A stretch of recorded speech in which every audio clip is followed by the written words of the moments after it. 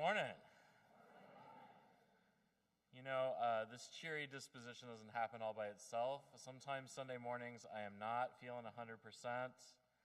I'm not really a morning person. I try to fake it, so that good morning really helps. Thanks. I am the Reverend Christian Schmidt, the interim minister of this congregation. And whether this is your first time with us or your 1001st, we want you to know you are welcome and we are glad to have you. Our church offers these services both in person and virtually. So whether you're here in the chapel or joining us from home, you are welcome.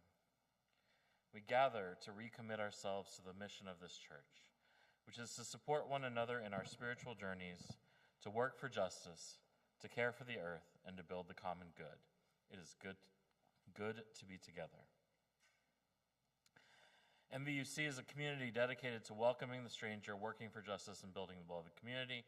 And to that effort, we remember and name the original indigenous inhabitants of this land, the Piscataway, the Powhatan, and the Toques.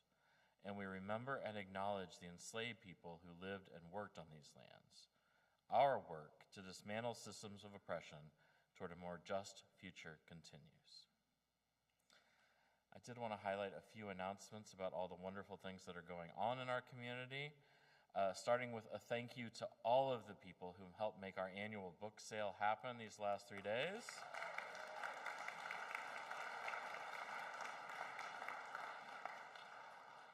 I particularly want to lift up our property manager, Derek, who does a lot of work around here all the time that many of us don't notice.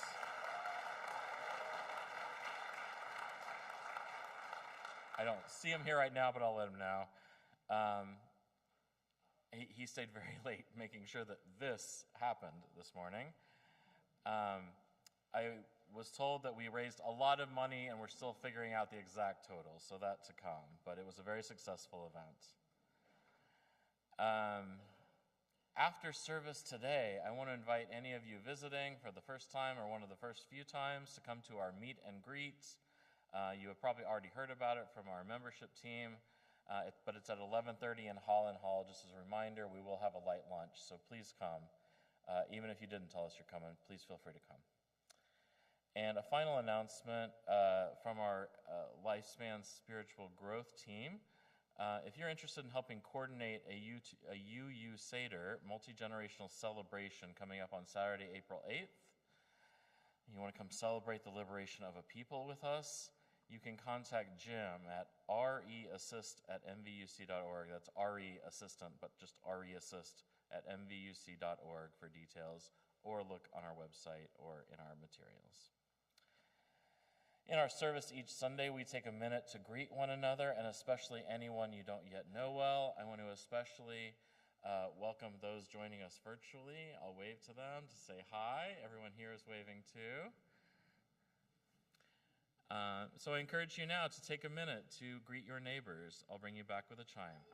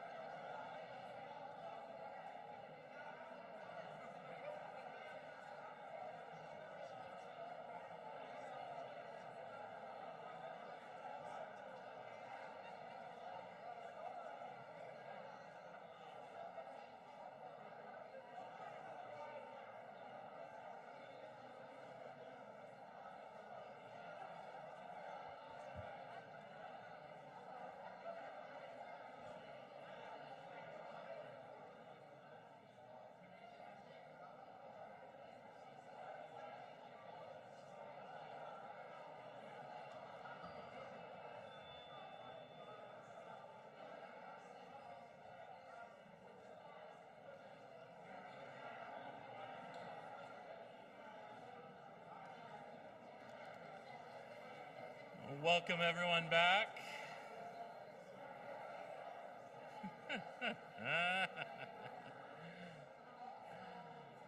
All right. I want to remind you to look to our email newsletters, our website for more information about these services and other church activities. Know if you're in need, we're just a phone or email away. And now let us turn our hearts and minds to worship with our introit.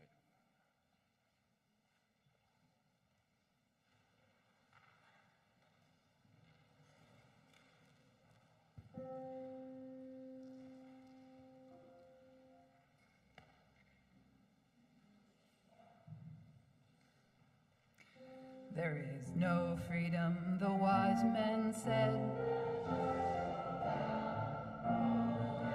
when the poor cry out for shelter and bread.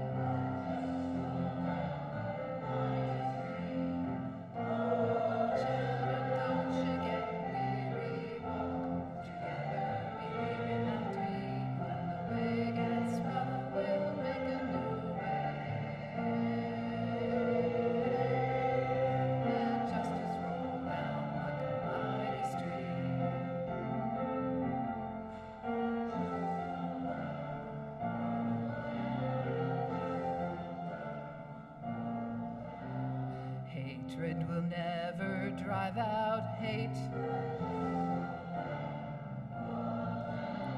Remember, our hearts can make us great.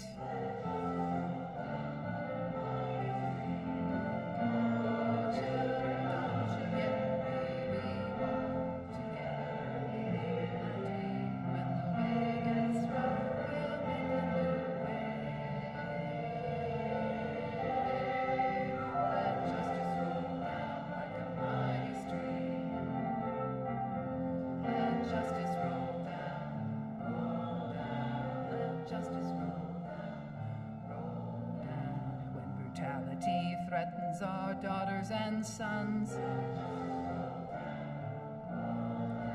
May our voices ring out above the guns.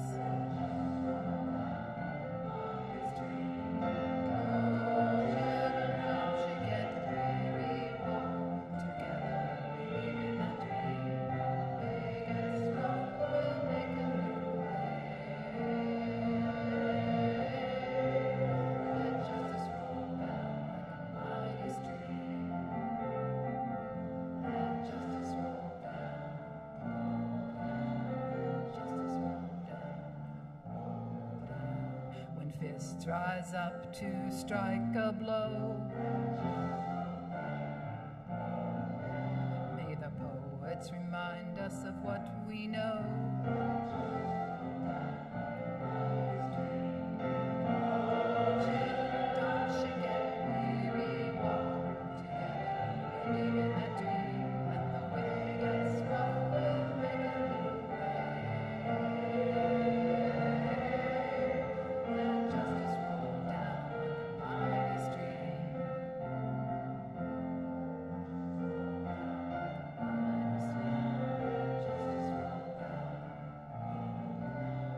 Step by step and one by one, they can kill the prophet, but the dream lives on.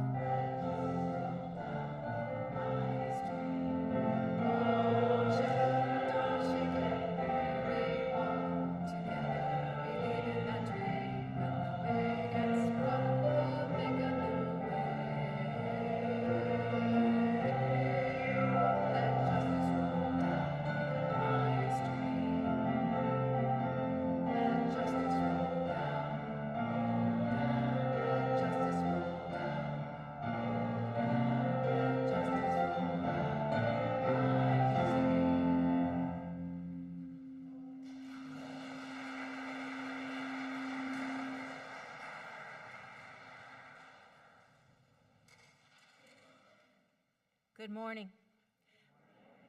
As you probably know, I'm not Isabel Arnold. There's a late-breaking change, so I apologize to our OOS editors. I'm Becky Brandt. This morning, our chalice lighting is entitled Blessed Are We by Andrea Hawkins Camper. Blessed are we who gather with open hearts together in this space today. Blessed are we the chalice lighters of resistance, justice, love, and faith. Blessed are we, the heretics, the outcasts, the walkers of our own way. Blessed are we, the border crossers, the refugees, the immigrants, the poor, the wanderers who are not lost. Blessed are we, the transgressors, the trespassers, the passers-by, the cause takers, the defiant, the compliant. Blessed are we, the hand extenders, the sign makers, the protesters, the protectors. Blessed are we, the trans women, the trans men, the non-binary, the cisgender, the multigender, the no gender. Blessed are we, the friend, the stranger, the lonely, the hidden, the visible, the authentic. Blessed are we who rise in solidarity. Blessed are we who cannot. Blessed are we who do not. Blessed are we, for this is our beloved community, and this is who we are. Please rise as you're able in body or spirit and join in the singing of hymn number 343, A Fire Mist and a Planet.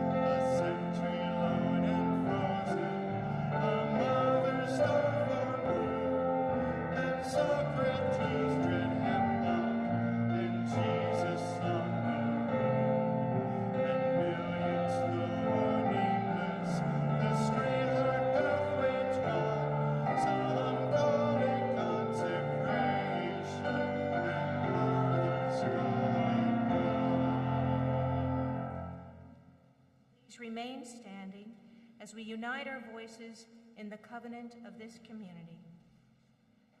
Love is the teaching of this church. The quest of truth is its daily task, and service is its prayer. To dwell together in peace, to seek knowledge and freedom, to serve life and community, to the end that all souls shall grow in harmony. This is our covenant with each and with all.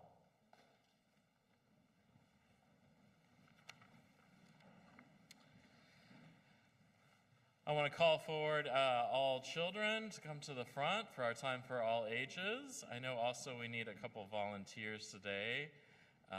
Lori will help sort that out. We have one at least there, I think, that she gets to because that's her kid. It's really easy volunteer parts today, I promise. Come on, guys. Wait, you stand up. You're going to be water.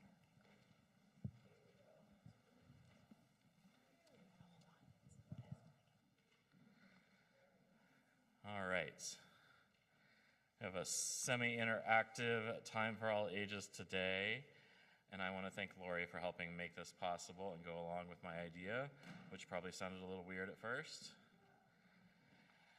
So today I'm talking about the science of resistance and boundaries and vulnerability, which are big words that have to do with how things do or do not go through other things.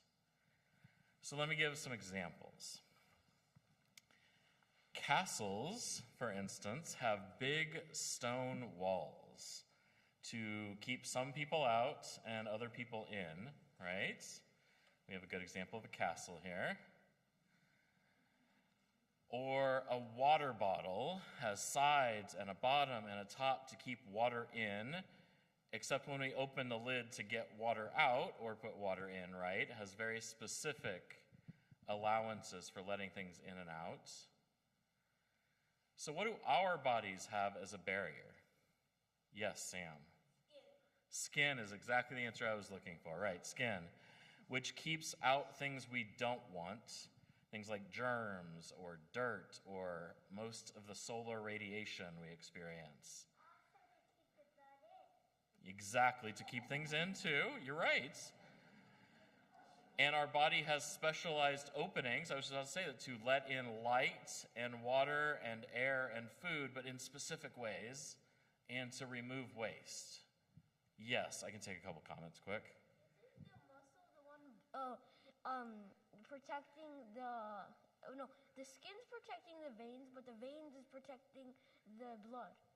Yeah. Oh, yeah, we have different layers. You're right, absolutely. It's much more complicated than I just made it. Sam, maybe later. Then it tries to keep bacteria out. Exactly. Yeah. We try to keep most bacteria out, except for some of the bacteria that we want in, especially in our stomach system, our digestive system. Okay, y'all got a great handle on that. That sounds great. So today I want to talk about a very special kind of boundary and the resistance it has. So I want everyone here to imagine a cell, which is the smallest unit of life. Human bodies have about 100 trillion cells. And we have about 200 different types of cells. But today, imagine that you are just one type of cell, whatever type you want to be, really. Now, cells, many of them have structures to help them move. Some of them do. They all have structures to help them use and process energy, which is how life lives. And all cells store information on how to replicate themselves, right? Otherwise, they would go out of existence quite quickly. So everyone put your arms out. It's going to be your cell membrane. And if you're a plant cell, it's both a membrane and a wall. Actually, they're a little different. These cell walls and cell membranes are amazing. They provide structure to help keep your cell in a strong shape, right? You might imagine a tent that has a canvas and poles. That's a bit like a cell wall, right? It sort of holds its shape and provides protection and structure. And cell walls also act like tent canvas in that they let some things through. Cell walls let in water and carbon dioxide and very small proteins, but they don't let in bigger things like viruses, at least ideally, or other larger molecules. In the same way that a tent canvas lets air through, but not bigger things like water or bugs, again, ideally. Okay, so get ready, cells. Something is approaching our boundary. Hi, who are you? I'm water. You're water. It's water, and we're really thirsty, so should we let it in? Yes, okay. Create a space in your cell walls. You can sort of embrace it in, maybe, to let the water in. Yeah. Okay. Oh no, what's this? Something else is getting near. Hi, who are you? I'm a virus. Oh, okay. A virus. A virus that will try to hijack our replicating structure so that it can turn us into a virus-making factory. Should we let that in? All right, you gotta lock up now. Use your cell wall or cell membrane to block it out. So within the confines of this analogy, Like cells, we have to keep some things out. Physical things, yes, but in the case of human beings, it's a little more complex. We also have to keep things out like hurtful messages or bad relationships. We have to try to keep them out, or at least learn to recognize them so that they don't have control over us. They can't turn us into virus-making factories.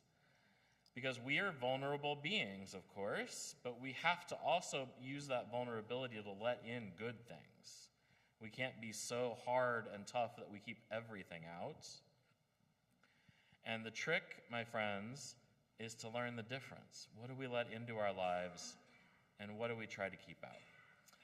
So with that, I thank you so much for participating in our Time for All Ages, and we will sing the children out. Mark will help us with that.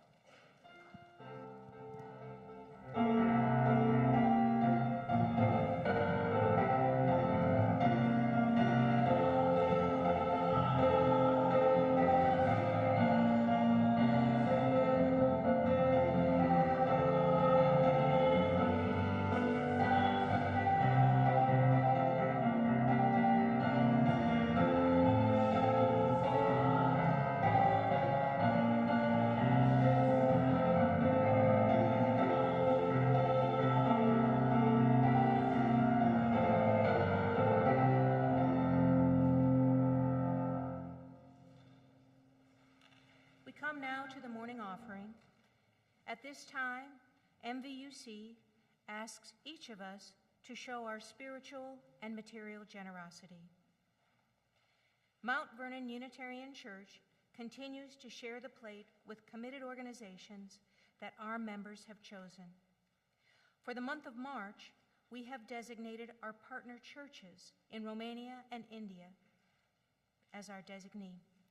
Our help to these incredible communities provides scholarships to students for school, helps to support their religious presence in small rural areas where our Unitarian voice provides a place of love, compassion, reason, and a social ethic heard over many generations.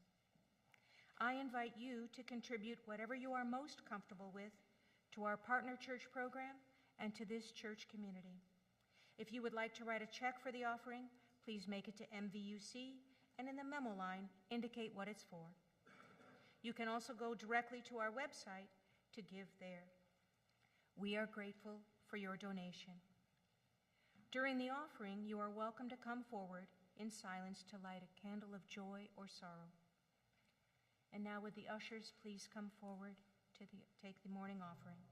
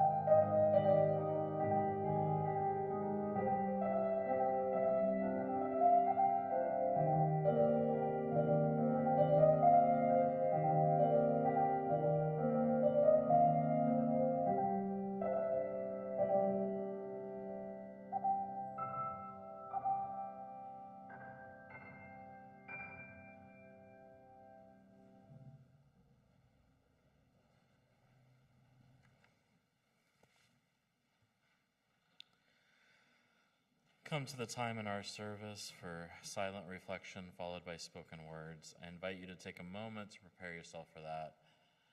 Get comfortable where you're seated, maybe shake out some last wiggles. And join me now in a time of silence.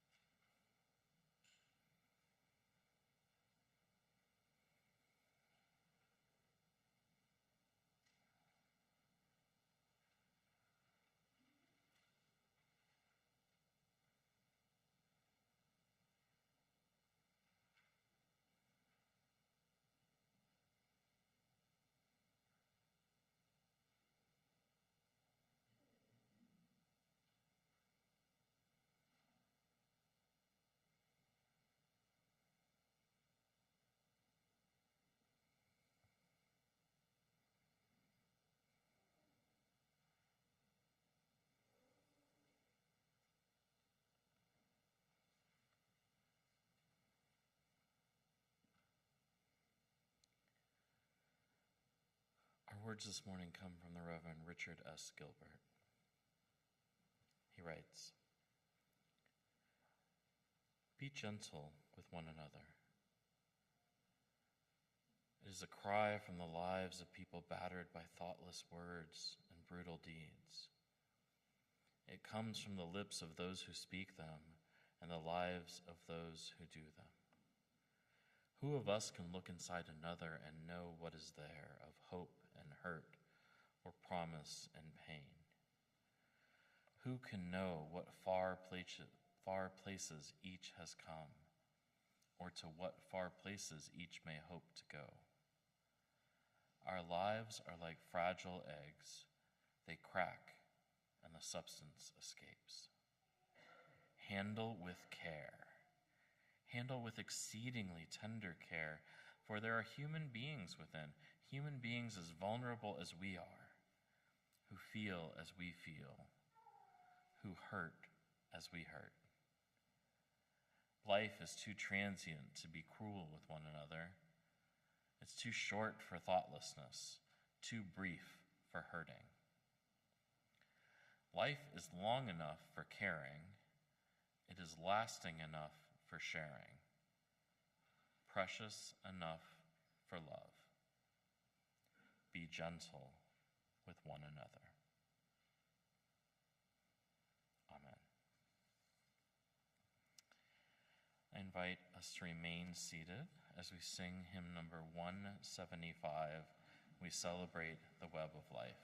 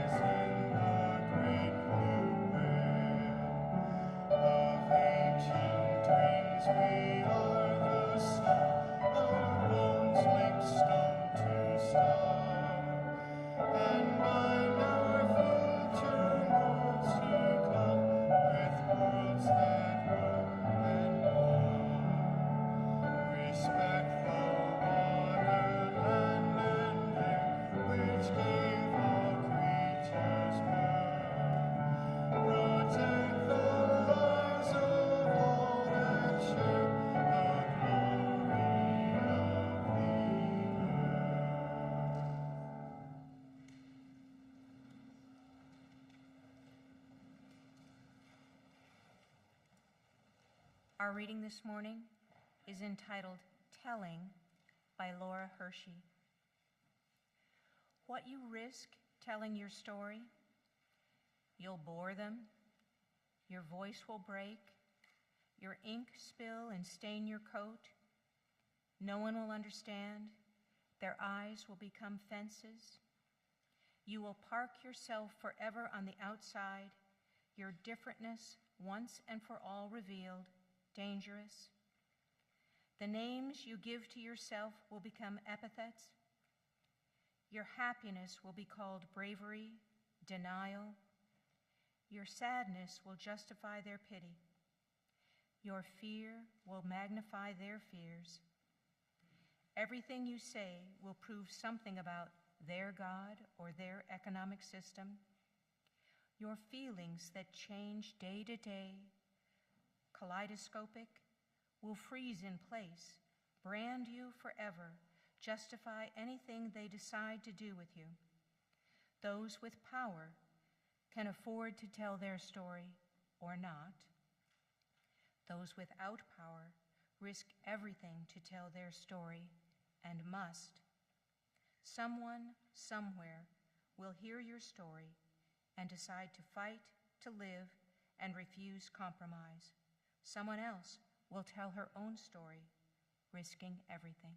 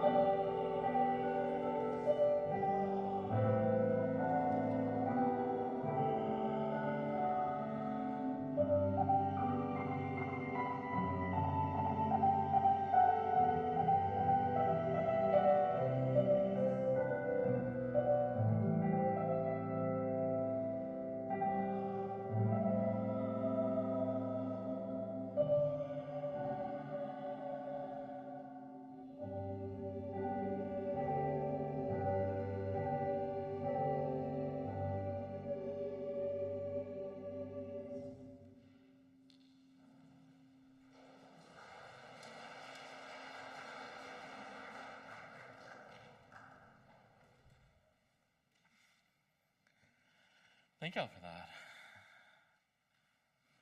As I've mentioned before here, I have a minor in biology from my days in college.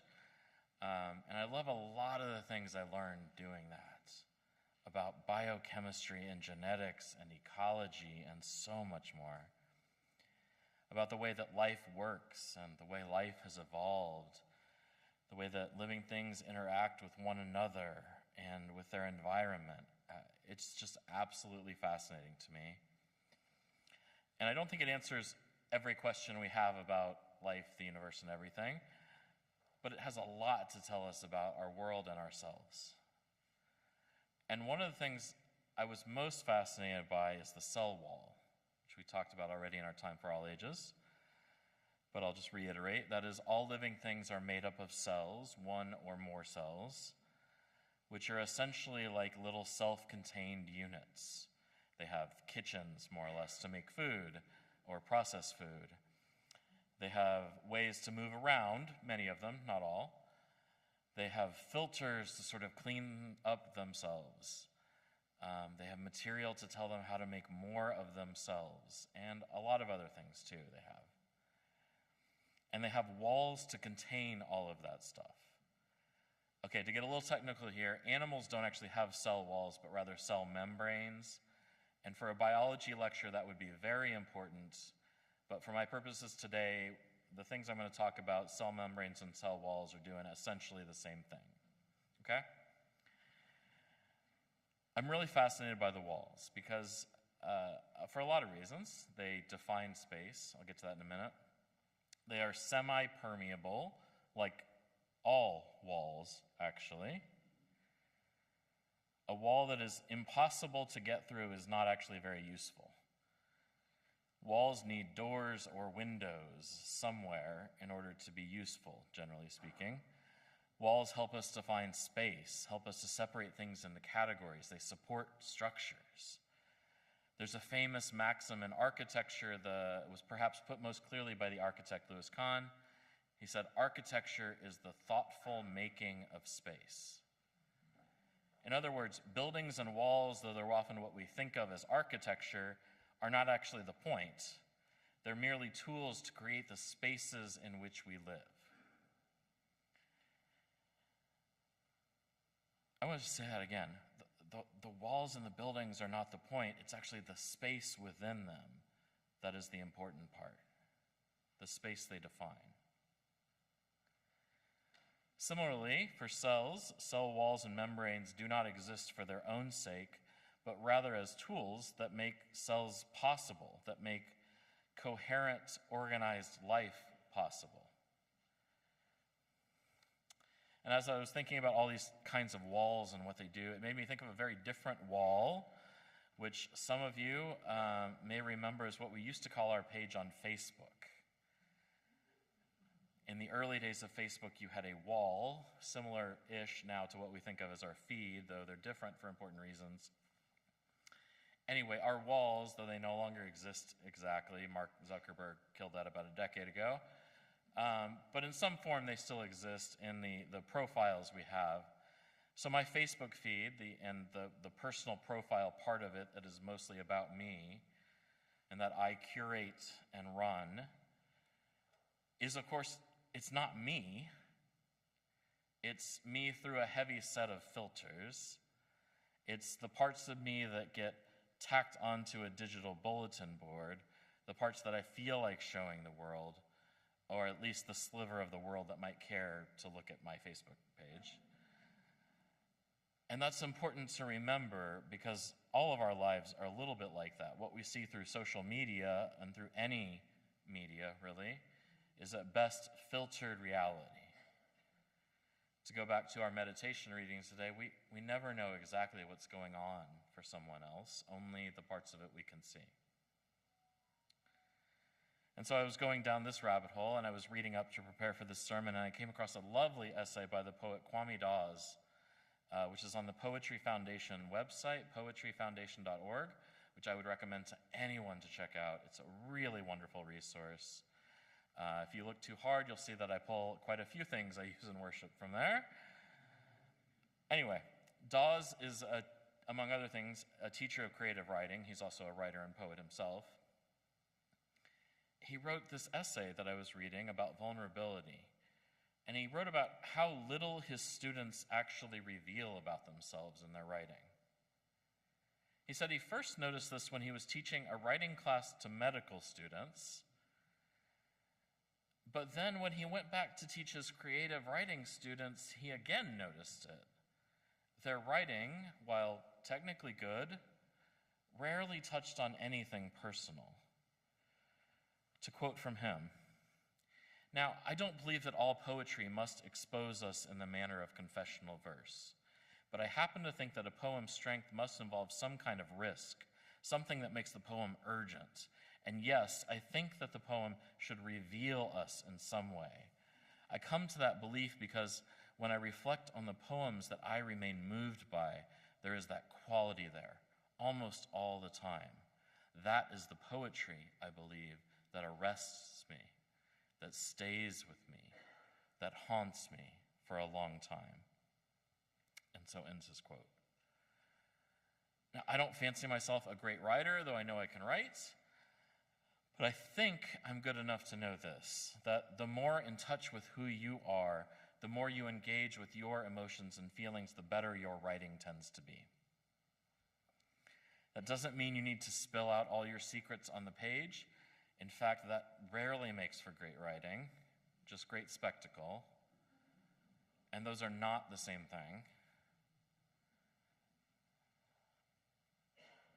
So another way to talk about walls is to think of them as boundaries, whether they are physical walls or lines in the proverbial sand.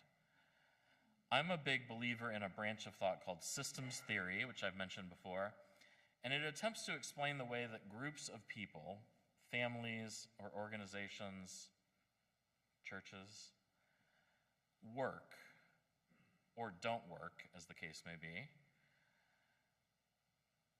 You've probably heard me mention this at some point here. The idea is that all groups of people, what are called systems in this framework, act in similar ways and thus can be understood in certain ways. And one of the key concepts in this framework is something called differentiation or self-differentiation. They're really the same thing. And the idea is that being a healthy, competent human requires a fair degree of this thing we call differentiation, which we might define as being able to possess and identify your own thoughts and feelings and distinguish them from those of others, which is a definition that Karen Koenig, a social worker and educator, gave. So being healthy involves knowing, understanding, and being responsible for your own stuff, we might say. That can sound a little abstract, but you've almost certainly seen good examples of when this is not the case. People who blame their parents or their partner or their boss for all of their troubles, when that's clearly not entirely the case, at least. Or people who feel deeply responsible to the point of making their own lives miserable for the decisions and the situations of everyone around them. Healthy people, and friends, I don't know if there are any healthy people, but there are healthier people. We're all just doing our best here. But healthy people don't do those things. They acknowledge their own role in situations. They understand what they are and are not in control of in their own lives. And they help others to do the same. So I titled this service Vulnerability and Resistance, because I think that's one way of thinking about this. Our cell walls have to be both vulnerable in the sense of allowing the right things in and being willing to be open, and resistant to keep stuff out that isn't good for us, or at least to let us push it out once we're ready to be done with it. And it's complicated because even the analogy we used this morning is not perfect. A cell needs water to live, but too much water is a problem too. You can, and people have on very rare occasions, had water poisoning. You can drink so much water so quickly that your body can't sort it out, and it does terrible things to you. It's really hard to do and a very bad idea, but it's possible. And we know lots of things that are good for us in the right amount.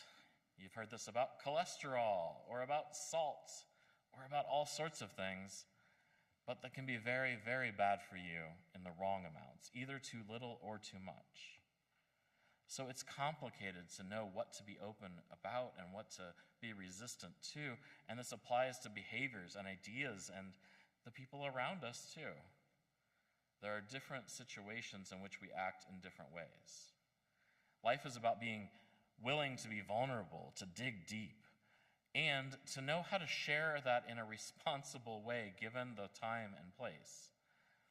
With a therapist, I can dump all that stuff in whatever messy way it comes out. That's the right place. With my coworker, that's probably not fair, nor helpful, nor good for them. But we have to find that balance, because sharing everything isn't right, but sharing nothing isn't either. To quote the writer C.S. Lewis, he says, "To love at all is to be vulnerable. Love anything and your heart will be wrung and possibly broken. If you want to make sure of keeping it intact, you must give it to no one, not even an animal. Wrap it carefully round with hobbies and little luxuries. Avoid all entanglements. Lock it up safe in the casket or coffin of your selfishness. But in that casket, safe, dark, motionless, airless, it will change. It will not be broken. It will be unbreakable, impenetrable, irredeemable." Now, of course, we can't live that way. And we don't have to. And indeed, it's my hope that churches like this one offer us the chance to, as the Unitarian minister and ethicist James Luther Adams put it, practice what it means to be human. To practice being vulnerable. And to learning the right amount of resistance, too. To be people who are growing towards health, and helping others to do so too. It's my dream, my hope, and occasionally my feeling that that's what we're doing here. We're trying to develop people who are healthy and who are helping others be healthy too. And as difficult as a process that is, it's worth doing, it's worth failing at, it's worth trying again. May it be so. Please rise in body or spirit for our closing hymn, number 205, Amazing Grace. Amazing